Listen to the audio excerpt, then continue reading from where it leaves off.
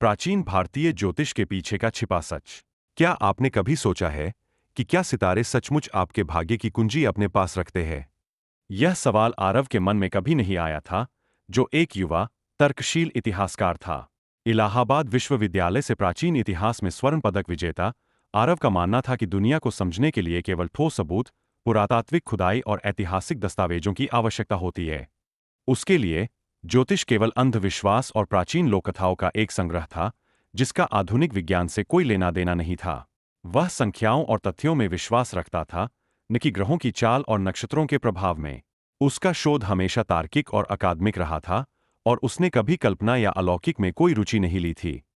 लेकिन फिर उसे अपने परदादा, पंडित विश्वनाथ शास्त्री की पुरानी हवेली से एक रहस्यमयी डायरी मिली। यह हवेली गंगा के किनारे एक सुनसान गांव में स्थित थी, जहां सदियों पुरानी धूल और रहस्य की परतें जमी हुई थीं।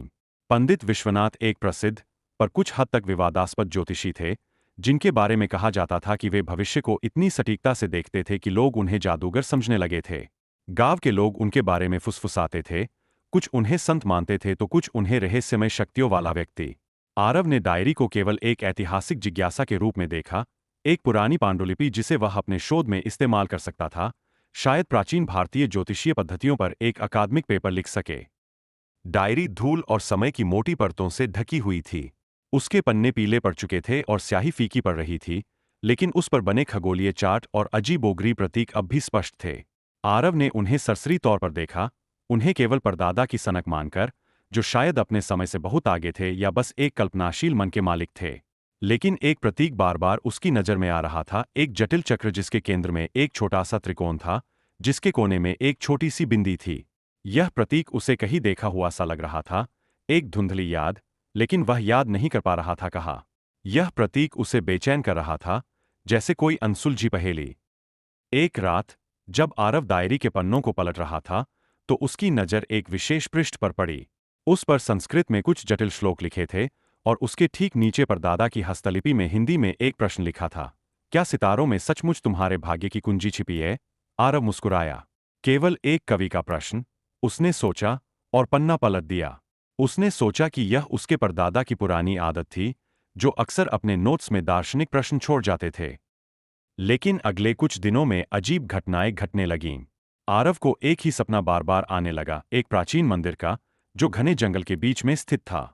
मंदिर की दीवारों पर, स्तंभों पर, और यहां तक कि उसके गर्भगृह में भी वही त्रिकोणीय प्रतीक हर जगह खुदा हुआ था। सपने में एक बूढ़ा व्यक्ति, जिसकी आंखें तारों से चमकती थीं, उसे कुछ फुसफुसाता था, लेकिन आरव कभी उसके शब्द समझ नहीं पाता था, जैसे वे किसी दूसरी भाषा में हों या किसी दूसरी दुनिया से आ रहे हों। ये सपने इतने जीवंत थे कि जागने पर भी उनकी छाप आरव के मन पर बनी रहती थी। फिर एक दिन, उसे अपने पुराने सामान में एक बचपन की तस्वीर मिली।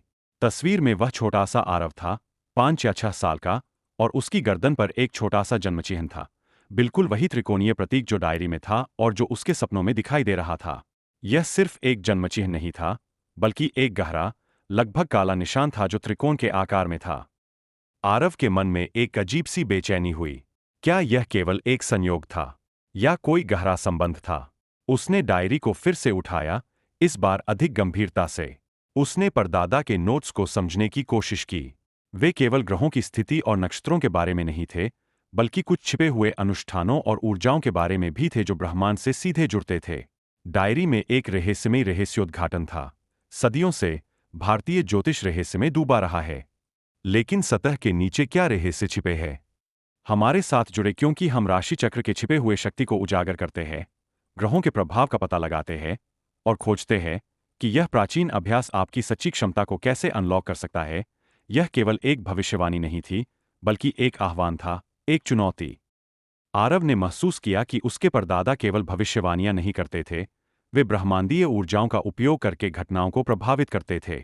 यह एक ऐसी शक्ति थी जो सदियों से छिपी हुई थी, केवल कुछ चुनिंदा लोगों को ही ज्ञात थी, और जिसे गुप्त रूप से पीढ़ी दर पीढ़ी हस्तांतरित किया जाता था। डायरी में एक विशेष खगोलीय संरेखन का उल्लेख था, जिसे महासंरेखन कहा जाता था, जो हर 150 साल में एक बार होता था, और यह हमेशा किसी बड़ी ऐतिहासिक घटना के साथ मेल खाता था, चाहे वह युद्ध हो, प्राकृतिक आपदा हो, या कोई महान आविष्कार। परदादा ने इस संरेखन को कालचक्र का मोड़ कहा था, एक ऐसा बिंदु जहां समय और भाग्य एक साथ आते थे। जैसे जैसे आरव दायरी में गहराई से उतरता गया, उसे पता चला कि उसके परदादा ने न केवल इस संरेखन का अध्ययन किया था, बल्कि उन्होंने इसे नियंत्रित करने के लिए एक जटिल अनुष्ठान भी विकसित किया था। यह अनुष्ठान ग्रहों की ऊर्जा को एक विशेष बिंदु पर केंद्रित करता था, जिससे पृथ्वी पर बड़े पैमाने पर परिवर्तन होते थे। डायरी में एक चेतावनी भी थी, इस शक्ति का दुरुपयोग विनाशकारी हो सकता है, जिससे न केवल व्यक्तिगत जीवन बल्कि पूरी सभ्यता का संतुलन बिगड़ सकता है। परदादा ने लिखा था कि इस शक्ति को केवल शुद्ध हृदय वाले ही संभाल सकते हैं। आरव को अचानक एक बात समझ में आई, जिसने उसके पूरे अस्तित्व को हिला दिया। डायरी में वर्णित कालचक्र का मोड़ उसके अपने जन्म की तारीख के साथ बिल्कुल मेल खाता था, और डायरी में उसके जन्म चार्ट का विस्तृत विश्लेषण था, जिसमें वही त्रिकोणीय प्रतीक उसके भाग्य के केंद्र में था, जिसे ब्रह्मांडीय कुंजी कहा गया था। क्या आप खुद को गहरे स्तर पर समझना चाहते हैं? यह प्रश्न अब केवल एक दार्शनिक विचार नहीं था, बल्कि उसके अपने अस्तित्व का एक सीधा आह्वान था। उसके परदादा उसे इस शक्ति के लिए तैयार कर रहे थे, या शायद उसे इससे आगाह कर रहे थे, यह अभी भी स्पष्ट नहीं था। आरव को लगा जैसे उसके परदादा की आत्मा उससे बात कर रही हो। आरव ने महसूस किया कि वह केवल एक इतिहासकार नहीं था, बल्कि एक ऐसी विरासत का वाहक था जो ब्रह्मांडीय रहस्यों से जुड़ी थी।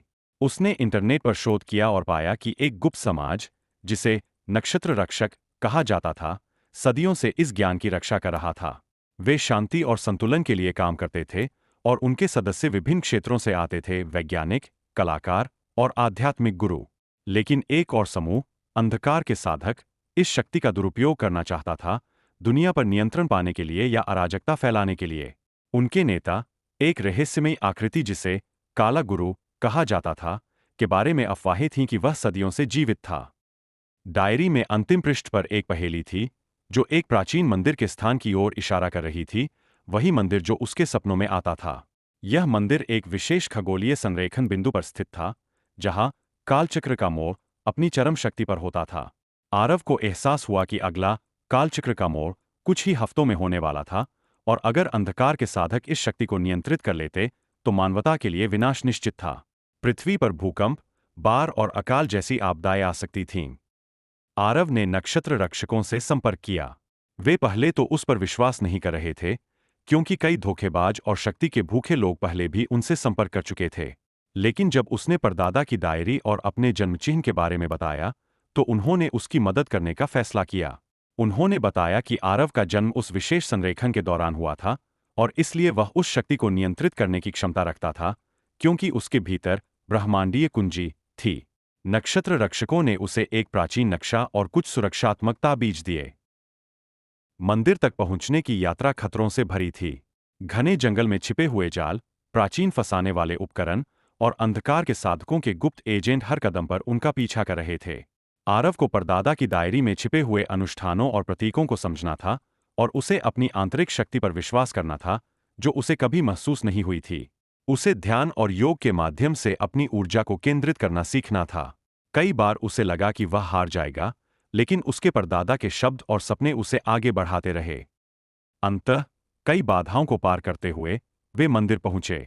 यह एक विशाल, पत्थरों से बना ढांचा था, जो सदियों से उपेक्षित पड़ा था, लेकिन उसकी दीवारों से एक अजीबोगरीब ऊर्जा निकल रही थी। रात का समय था, और आसमान में तारे चमक रहे थे, जैसे वे आरव के भाग्य को देख रहे हों। ग्रहों का संरेखन अपने चरम पर था, और मंदिर से एक अजीबोगरीब ऊर्जा निकल रही थी, जो हवा में गूंज रही थी। अंधकार के साधक भी वहां पहुंच चुके थे। काला गुरु अपने अनुयायियों के साथ खड़ा था, उसकी आंखें लाल थी और उसकी आवाज गड़गड़ाहट जैसी थी। एक भयंकर संघर्ष छिड़ गया, जहां प्राचीन मार्शल आर्ट और रहस्यमय ऊर्जाओं का टकराव हुआ। आरव को अनुष्ठान पूरा करना था। उसने परदादा के नोट्स का पालन किया, मंत्रों का जाप किया और त्रिकोणीय प्रतीक पर ध्यान केंद्रित किया। उसने महसूस किया कि ब्रह्मांडीय ऊर्जा उसके शरीर से होकर गुजर रही है।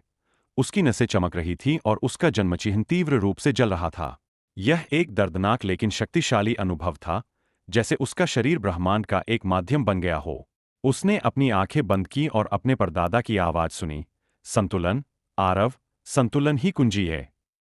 जैसे ही उसने अनुष्ठान पूरा किया, एक तीव्र प्रकाश पूरे मंदिर में फैल गया, जो आसमान तक पहुंच गया। ग्रहों की ऊर्जा संतुलित हो गई, और अंधकार के साधकों की शक्ति कमजोर पड़ गई, जैसे उनका बल उनसे छीन लिया गया हो। काला गुरु चीखता हुआ पीछे हट गया, उसकी योजना विफल हो गई थी। उसके अनुयायी तितर-बितर हो गए। आरव ने मानवता को एक बड़े खतरे से बचाया था, लेकिन यह अनुभव उसे हमेशा के लिए बदल गया। वह अब केवल एक इतिहासकार नहीं था, बल्कि ब्रह्मांडीय रहस्यों का एक संरक्षक था, नक्षत्र रक्षकों का एक नया सदस्य। उसने समझा कि भारतीय ज्योतिष केवल भविष्यवाणियों का विज्ञान नहीं था, बल्कि ब्रह्मांडीय ऊर्जाओं को समझने और उनके साथ सामंजस्य स्थापित करने का एक गहरा तरीका था। सितारों में सचमुच भाग्य की कुंजी छिपी थी, लेकिन वह केवल देखने के लिए नहीं, बल्कि समझने और कार्य करने के लिए थी। आरव ने अपनी नई भूमिका स्वीकार की, यह जानते हुए कि ब्रह्मांड के रहस्य अभी भी अनंत थे और उसकी यात्रा अभी शुरू ही हुई थी। वह अब एक नया अध्याय लिखने के लिए तैयार था, एक ऐसा अध्याय जहां विज्ञान और आध्यात्मिकता एक साथ मिलकर ब्रह्मांड के अनसुलझे रहस्यों को उजागर करेंगे।